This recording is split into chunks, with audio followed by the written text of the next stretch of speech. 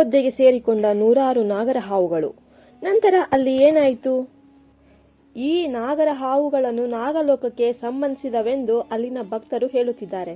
ಎಲ್ಲಕ್ಕಿಂತ ಮೊದಲು ಶ್ರೀರಾಮನ ಪ್ರಾಣ ಪ್ರತಿಷ್ಠಾಪನೆಗಿಂತ ಅಯೋಧ್ಯೆಯಲ್ಲಿ ಇಷ್ಟೆಲ್ಲ ಅದ್ಭುತಗಳು ಏಕೆ ನಡೆಯುತ್ತಿವೆ? ಮೊದಲಿಗೆ ಜಟಾಯು ವಂಶಕ್ಕೆ ಸೇರಿದ ರಣಹದ್ದುಗಳು ಮತ್ತು ವಾನರರ ಗುಂಪುಗಳು ಅಕಸ್ಮಾತ್ತಾಗಿ ಆಗಮಿಸಿ ಈಗಲೂ ಮತ್ತೆ ಅಂತಹದೇ ಒಂದು ಅದ್ಭುತ ಈಗ ಅಯೋಧ್ಯೆಯಲ್ಲಿ ನಡೆದಿದೆ. ಆದರೆ ಈಗ ನಡೆದಿರುವ ಘಟನೆಯಿಂದ ಏನಾದರೂ ಅನಾಹುತ ನಡೆಯಬಹುದೆಂದು ಆತಂಕಗೊಂಡಿದ್ದಾರೆ ಅಲ್ಲಿನ ಭಕ್ತರು. ವೀಕ್ಷಕರೇ, ಹಾಗಾದರೆ ಜನ ಏಕೆ ಆತಂಕ ಪಡುತ್ತಿದ್ದಾರೆ? ಹಾವುಗಳಿಗೂ ಶ್ರೀರಾಮನಿಗೂ ಇದ್ದ ಸಂಬಂಧ ಆದರೂ ಏನು? ಅಯೋಧ್ಯೆಗೆ ಒಂದಾದ ನಂತರ ಒಂದು ಅದ್ಭುತಗಳು ನಡೆಯುತ್ತಲೇ ಇವೆ. ಇದರ ಹಿಂದಿನ ಕಾರಣವಾದರೂ ಏನಿರಬಹುದು ಎಂದು ಈಗ ತಿಳಿಯೋಣ ಬನ್ನಿ. ಅದಕ್ಕಿಂತ ನಮ್ಮ ಚಾನೆಲ್ ಅನ್ನು ಫಸ್ಟ್ ಟೈಮ್ ನೋಡ್ತಿದ್ರೆ ಸಬ್ಸ್ಕ್ರೈಬ್ ಮಾಡಿ, ಲೈಕ್ ಮಾಡಿ, ಶೇರ್ ಮಾಡಿ. ನೀವು ಶ್ರೀರಾಮನ ಭಕ್ತರಾಗಿದ್ದರೆ ಶ್ರೀರಾಮ್ ಎಂದು ಕಾಮೆಂಟ್ ಮಾಡಿ, ಹಾಗೆಯೇ ಒಂದು ಲೈಕ್ ಮಾಡಿ ಸಪೋರ್ಟ್ ಮಾಡಿ. ಎಲ್ಲರಿಗೂ ತಿಳಿದಿರುವಂತೆ ಜನವರಿ 22ರಂದು ಶ್ರೀರಾಮಚಂದ್ರನ ಪ್ರತಿಷ್ಠಾಪನೆಯು ಅಯೋಧ್ಯೆಯಲ್ಲಿ ನಡೆಯಲಿದೆ. ಅಂದು ಸೋಮವಾರ. ಹೌದು, ಏಕೆ ಈ ದಿನವನ್ನೇ ಆಯ್ಕೆ ಮಾಡಿದ್ದಾರೆಂದು ನಿಮಗೆ ಗೊತ್ತಾ? ವೀಕ್ಷಕರೇ, ಇದೊಂದು ಅದ್ಭುತವಾದ ಮುಹೂರ್ತ. ತ್ರೇತಾಯುಗದಲ್ಲಿ ಶ್ರೀರಾಮಚಂದ್ರನು ಜನನವು ಅಭಿಜಿನ್ ಮುಹೂರ್ತದಲ್ಲಿ ಜನವರಿ 22ರಂದು ಪುನರ್ವಸು ನಕ್ಷತ್ರದಲ್ಲಿ ನಡೆಯಿತು. ಅದಕ್ಕಾಗಿ ಶ್ರೀರಾಮನ ಪ್ರತಿಷ್ಠಾಪನೆಯನ್ನು ಈ ಮುಹೂರ್ತದಲ್ಲಿಯೇ ಮಾಡಲಾಗಿದೆ.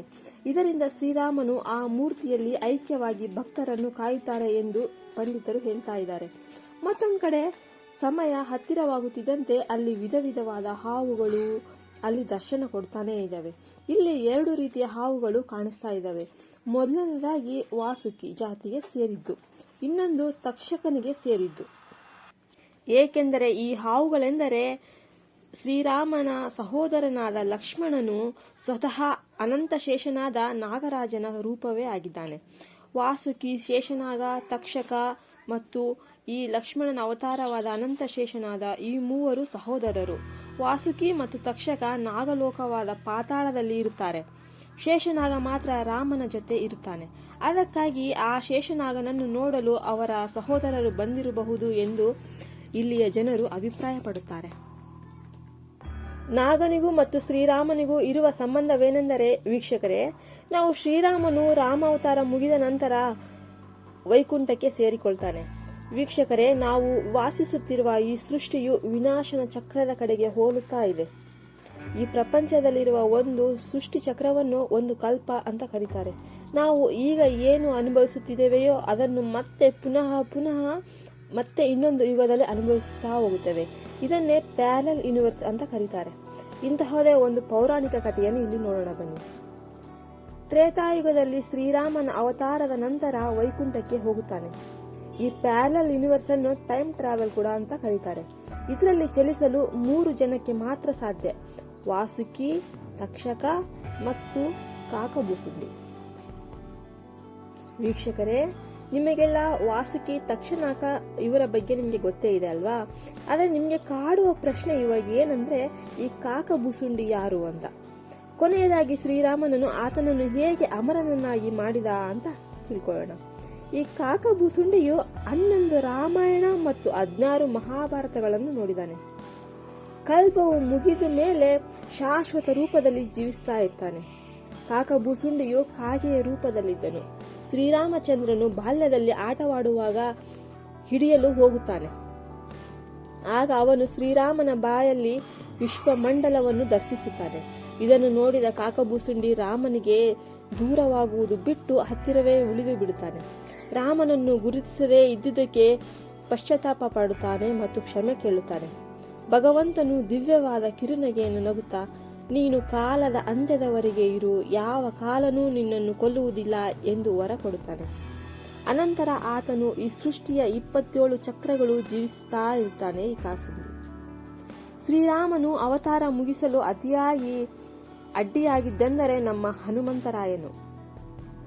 ವೀಕ್ಷಕರೇ, ಯಮನನ್ನು ರಾಮನು ನನ್ನ ಸಾವು ಹತ್ತಿರ ಬರುತ್ತಿದೆ, ಕರೆದುಕೊಂಡು ಹೋಗು ಅಂದಾಗ ರಾಮನು ಅಯೋಧ್ಯೆಗೆ ಬರಲು ಭಯಪಡುತ್ತಾನೆ. ಏಕೆಂದರೆ ಅಲ್ಲಿ ಶ್ರೀರಾಮ ಭಕ್ತ ಆಂಜನೇಯ ಇರುತ್ತಾನೆ. ಅವನಿಗೆ ಅತ್ಯಂತ ಭಯಪಡುತ್ತಾನೆ ಯಮಧರ್ಮರಾಯನು. ಆಗ ಶ್ರೀರಾಮನು ತನ್ನ ಉಂಗುರವನ್ನು ಯಾರಿಗೂ ಕಾಣದಂತೆ ಬಿಸಾಡಿ ಅದನ್ನು ಬರಲು ಹನುಮಂತನಿಗೆ ಹೇಳುತ್ತಾನೆ. ಆಗ ಹನುಮಂತನು ತನ್ನ ಆಕಾರವನ್ನು ಅತಿ ಸಣ್ಣದು ಮಾಡಿ ಒಂದು ರಂಧ್ರದಲ್ಲಿರುವ ಉಂಗುರವನ್ನು ಹುಡುಕುತ್ತಾನೆ. ಆದರೆ ಆ ರಂಧ್ರವು ಅದು ಕೇವಲ ಒಂದು ರಂಧ್ರವಾಗಿರಲಿಲ್ಲ, ಅದು ನಾಗಲೋಕಕ್ಕೆ ದಾರಿ ತೋರುವ ಒಂದು ಸುರಂಗ ಮಾರ್ಗವಾಗಿತ್ತು. ಆ ಸುರಂಗ ಮಾರ್ಗ ಹೋಗಿ ಹಾವುಗಳ ಒಡೆಯ ವಾಸುಕಿಯನ್ನು ಭೇಟಿಯಾಗಿ ಅಲ್ಲಿಗೆ ಬಂದ ಕಾರಣವನ್ನು ಹೇಳುತ್ತಾನೆ. ವಾಸುಕಿ ಹನುಮಂತನನ್ನು ನಾಗಲೋಕದ ಮಧ್ಯಕ್ಕೆ ಕರೆದುಕೊಂಡು ಹೋಗುತ್ತಾನೆ. ಅಲ್ಲಿ ಪರ್ವತದ ಹಾಗೆ ಉಂಗುರಗಳ ರಾಶಿನೇ ಕಾಣುತ್ತೆ. ಆದರೆ ಆ ರಾಶಿಯಲ್ಲಿರುವ ಉಂಗುರಗಳೆಲ್ಲವೂ ಶ್ರೀರಾಮನ ಉಂಗುರಗಳೇ ಆಗಿರುತ್ತವೆ. ಇದನ್ನು ನೋಡಿ ಹನುಮಂತನಿಗೆ ಆಶ್ಚರ್ಯವಾಗುತ್ತದೆ. ಪ್ರತಿ ಕಲ್ಪದಲ್ಲೂ 4 ಯುಗಗಳು ಬಂದು ಹೋಗುತ್ತಿರುತ್ತವೆ. ಪ್ರತಿ ಶತಯುಗದ ಕೊನೆಯಲ್ಲಿ ಒಂದು ಕೋತಿ ಈ ಉಂಗುರವನ್ನು ಹುಡುಕಿಕೊಂಡು ಹೋದಾಗಲೂ ರಾಮನು ಭೂಮಿಯಲ್ಲಿ ಮರಣ ಹೊಂದುತ್ತಾನೆ. ಹೀಗೆ ನಡೆಯುತ್ತಲೇ ಇದೆ. ಹೀಗೆ ಮುಂದುವರಿತಾನೇ ಬಂದಿದೆ. ಶ್ರೀರಾಮನು ನನಗೆ ಈ ಮರಣವು ಜನನವು ಎಲ್ಲವೂ ಅನಿವಾರ್ಯ ಎಂದು ಗ್ರಹಿಸಲು ಹೀಗೆ ಮಾಡಿದ್ದಾನೆ ಎಂದು ಹನುಮಂತನಿಗೆ ಅರ್ಥವಾಗುತ್ತದೆ. ಇದಾದ ನಂತರ ಶ್ರೀರಾಮನು ಸರಯೂ ನದಿಯಲ್ಲಿ ತನ್ನ ದೇಹವನ್ನು ತ್ಯಜಿಸುತ್ತಾನೆ. ರಾಮನ ಹಾಗೆಯೇ ಪ್ರತಿಯೊಬ್ಬರೂ ಕೂಡ ಸರಯೂ ನದಿಯಲ್ಲಿ ಪ್ರಾಣತ್ಯಾಗ ಮಾಡುತ್ತಾರೆ.